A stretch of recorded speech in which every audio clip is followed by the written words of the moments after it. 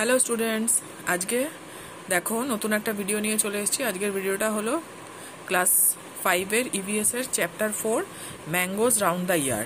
এই চ্যাপ্টারটা আজকে আমি নিয়ে এসেছি, ঠিক আছে? তো এই চ্যাপ্টারটার আজকে আমরা কোয়েশ্চেন অ্যান্সারগুলো দেখে নেব।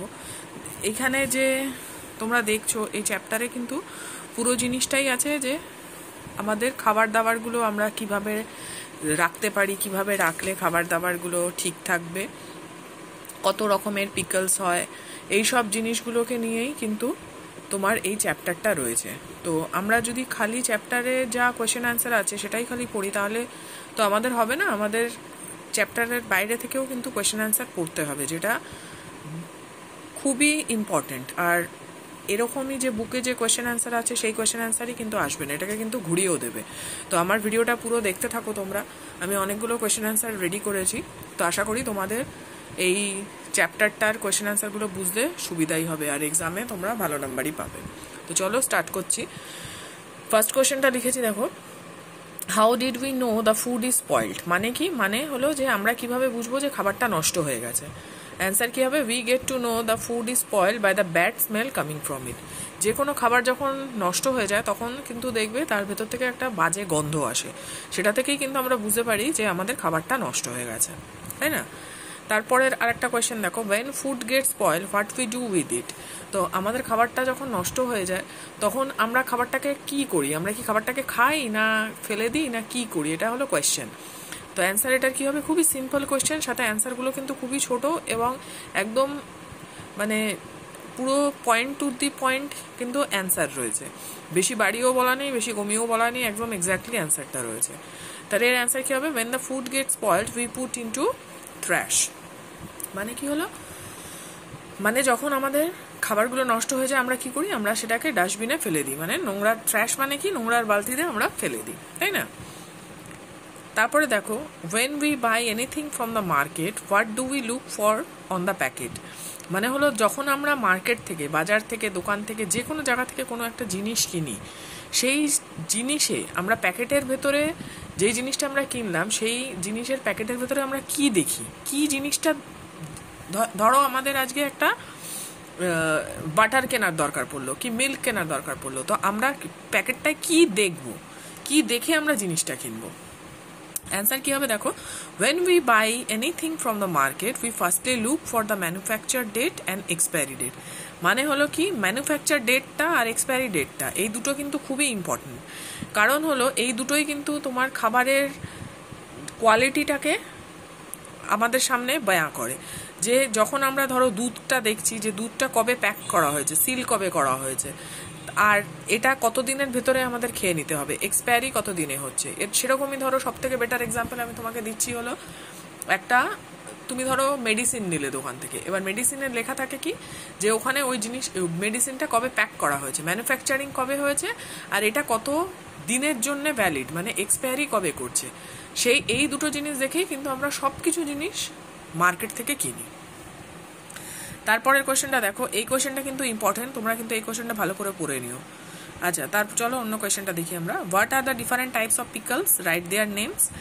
মানে কত রকমের আচার হতে পারে সেগুলোর আমরা দেখতে পারি যে কত রকমের আচার হয়। তাহলে অ্যান্সার হবে ডিফারেন্ট টাইপস অফ পিকলস আর mango pickle, mix vegetable pickle, amla pickle. আরও হয় ইটিসি, আরও হয়। তো আমি জাস্ট এই তিনটেই লিখেছি, আর তোমরা লাস্টে গিয়ে ইটিসি লিখে দেবে। মানে আরও অনেক কিছুই হয়। মানে ম্যাঙ্গো, আমের আচার হয়, তারপর না সব রকমের সব তরকারি দিয়ে যে আচারটা হয় মিক্স ভেজিটেবল, সেটাও খুব ভালো লাগে। আর আমলা আচারও হয়, আরও অনেক রকমেরই আচার হয়, কিন্তু এই তিনটে আমি মেনলি লিখেছি। তারপরে কোয়েশ্চেনটা দেখো, which food item spoiled in 2 to 3 days। মানে 2-3 দিনের ভেতরে কোন খাবারগুলো নষ্ট হয়ে যেতে পারে? কি নষ্ট হতে পারে? Milk, boiled rice, curries, bread etcetera. Milk তুমি বেশি দিন রাখতে পারবে না, সেদ্ধ করা ভাতও তুমি রাখতে পারবে না, তরকারিও কিন্তু বেশি দিন রাখা যায় না, এটা কিন্তু 2-3 দিনের ভেতরেই নষ্ট হয়ে যায়। পরের question, which food items can be kept for a week. মানে এক সপ্তাহ ধরে আমরা কোন জিনিসটাকে রেখে দিতে পারি যেটা নষ্ট হবে না? কি হতে পারে? Onions, potato, carats etc. মানে এই সবজিগুলো কিন্তু আমরা ফ্রিজে যদি ভালোভাবে স্টোর করে রাখতে পারি, টেম্পারেচার যদি ঠিক থাকে, তাহলে কিন্তু আমাদের এই জিনিসগুলো এক সপ্তাহ কিন্তু নষ্ট হওয়ার চান্সেসটা খুব কম থাকে। তারপরে কোয়েশ্চেন দেখো, which food items would not spoil till 1 month। মানে 1 মাস আমরা কোন জিনিসটা রাখতে পারি যেটা 1 মাস থাকলেও কিন্তু নষ্ট হবে না? কি রাখতে পারি? ঘি রাখতে পারি, র রাইস, পিকলস এক্সেট্রা। ঘি আমরা রাখি অনেক দিন থাকে, 1 মাসের বেশিই থাকে। র রাইস মানে যেটা রান্না করা রাইস না, এমনি নর্মাল যে চাল, সেটাও কিন্তু থাকে অনেক মাস। পিকলস, আচারটাও কিন্তু অনেক দিনই থাকে। ঠিক আছে, এই কোয়েশ্চেনগুলো কিন্তু ইম্পর্ট্যান্ট। তোমরা কিন্তু অবশ্যই এগুলো আমার ভিডিওটা দেখে নোট করে নাও, মুখস্থ করো, তোমাদের পক্ষে কিন্তু সুবিধাও হবে। আর এগুলো একদম ইজি ল্যাঙ্গুয়েজে আমি কিন্তু লিখেছি, যাতে তোমাদের কোনো বুঝতে অসুবিধা না হয়। আর যদি কোনো অসুবিধা হয় অবশ্যই কমেন্ট করে আমার ভিডিওতে জানিও, আমি সলভ করে দেবো। তারপরে কোয়েশ্চেনটা দেখো, in all season do all food item spoiling time changed or not?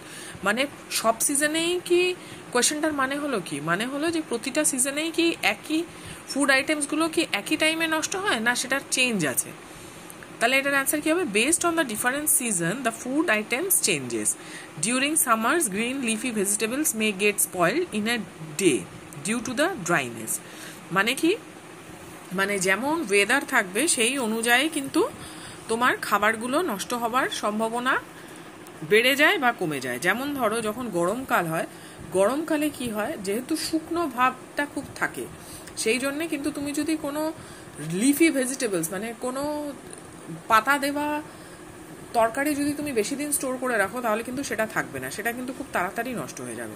সেরকমই while in winters leafy vegetables may last for 3 days due to coolness। কিন্তু সেই লিফি ভেজিটেবলসই ধরো এই যে যেমন আমরা কলিফ্লাওয়ার বলতে পারি, তারপর ফুলকপি বলতে পারি, তাই না? এইসব জিনিসগুলো কিন্তু লিফি, ক্যারেটস, তারপর মূলো যেগুলো হয়, মূলো ঠুলো, র্যাডিশ, ক্যারেটস, এগুলো কিন্তু তুমি শীতকালে অনেকদিন স্টোর করে কিন্তু তুমি রাখতে পারবে, কারণ ঠান্ডা ওয়েদারটা থাকে। কিন্তু সেই জিনিসগুলোই যদি তুমি গরমকালে রাখতে চাও, সেটা কিন্তু তুমি পারবে না, অনেক তাড়াতাড়ি নষ্ট হয়ে যাবে। In rainy season it may not last longer due to the moisture. আর বর্ষাকালে তো একদমই থাকবে না, কেন? কারণ হলো যে সেই সময়টা ময়েশ্চারটা অনেক বেশি থাকে, তাই জন্য তুমি যে কোনো জিনিস দেখবে খুব চট করে নষ্ট হয়ে যাচ্ছে। তো এই কোয়েশ্চেনটাও কিন্তু ইম্পর্টেন্ট, এই কোয়েশ্চেনটা কিন্তু তোমরা ভালোভাবে পড়ে নিও। ঠিক আছে, চলো অন্য কোয়েশ্চেনটা করি। Right the different kinds of food item spoil due to different reasons. মানে এখানে বলছে যে তোমার ফুড আইটেমসের নামগুলো লেখো, আর সেই ফুড আইটেমসটা কিভাবে কোন কোন রিজনের জন্য, নানান রকমের রিজনের জন্য নষ্ট হয়ে যায়। মানে এক একটা ফুড আইটেমস এক একটা রিজনের জন্য ডেফিনেটলি নষ্ট হয়, তাই না? তো সেই বলছে যে কোন কোন রিজনের জন্য ডিফারেন্ট ডিফারেন্ট ফুড আইটেমসগুলো নষ্ট হয়ে যেতে পারে। তাহলে প্রথমে আমরা কি লিখবো? Food spoils quickly in the rainy and summer seasons. মানে হলো খাবার কিন্তু খুব তাড়াতাড়ি বর্ষাকাল এবং গরমকালেই কিন্তু নষ্টটা হয় খুব তাড়াতাড়ি। শীতকালে কিন্তু খাবার কিন্তু খুব একটা বেশি নষ্ট হতে দেখা যায় না। তাহলে conditions in which food spoils quickly, মানে কি কি কন্ডিশনে খাবারগুলো নষ্ট হতে পারে সেটাই আমি লিখেছি। তো চলো এটা দেখি। If cooked food is left open, মানে ধরো তুমি আজকে সকালবেলা একটা রান্না করেছো, সেই রান্নাটাকে তুমি যদি খোলা রেখে দাও রাত অবধি, তাহলে কি এই গরমের মধ্যে সেই রান্নাটা ঠিক থাকবে? কখনোই সেই রান্নাটা ঠিক থাকবে না।